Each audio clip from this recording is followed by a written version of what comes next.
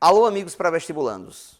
Estamos aqui iniciando uma jornada em busca do seu espaço na universidade nesse ano de 2020.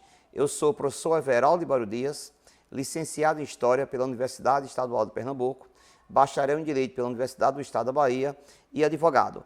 Vamos oferecer a vocês uma série de dicas para que você tenha um bom desempenho no vestibular. Iniciando no dia de hoje, vamos falar de historiografia. Do que trata a historiografia? De como se estudou a história ao longo do tempo. Só uma dicasinha inicial. Vocês lembram quem é chamado o pai da história? O pai da história é um grego chamado de Heródoto, que deu grande contribuição para o conhecimento na antiguidade.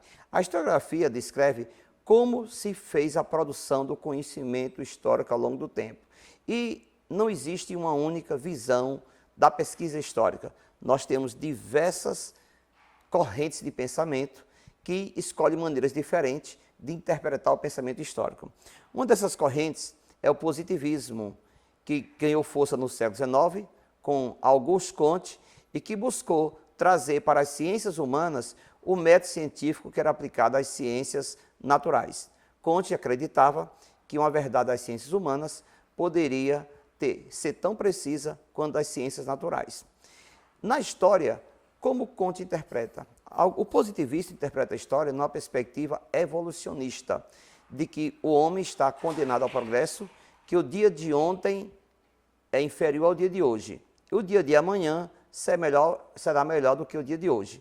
Então, você trata a história numa perspectiva de que o homem está em constante progresso técnico e científico. Exemplo, quando eu divido a pré-história em paleolítico e neolítico, eu estou dizendo que o homem do neolítico, por desenvolver a agricultura, o sedentarismo, a família, é mais evoluído do que o homem do paleolítico. Essa é uma visão positivista da história.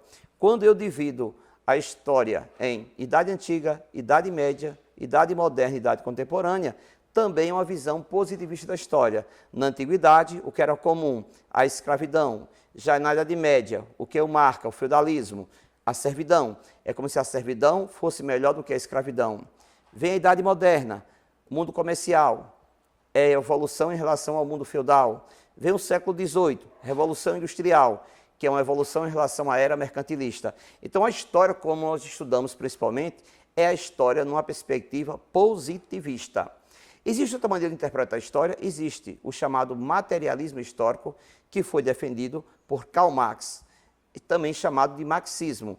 Ele trabalha a perspectiva da história a partir da luta de classes. Por isso que a frase símbolo do pensamento marxista é: a luta de classes é o motor da história. E aí, como é que se estuda a história? Dividindo os chamados modos de produção. Modo de produção primitivo, modo de produção asiático, modo de produção escravista, modo de produção feudal, modo de produção capitalista e modo de produção socialista. Quando você estuda a história nessa perspectiva, você está dentro do materialismo histórico, interpretando os fenômenos a partir da luta de classes, tá bom? Existe uma nova corrente surgindo no século XX, que é a nova história, que busca enaltecer a interdisciplinaridade entre os diversos campos do conhecimento. Exemplo, a cultura, a economia, a sociedade, a política, o cotidiano. Segundo a Escola dos Análises, você vai trabalhar com diversos aspectos da vida humana, buscando uma inter-relação entre eles, um processo de troca de conhecimento, troca de informações, um aspecto complementando o outro sem hierarquia. Essa é a chamada Escola dos Análises. Por isso que a palavra-chave para ela é a palavra interdisciplinaridade, que é a inter-relação entre os diversos aspectos da vida humana. Valeu?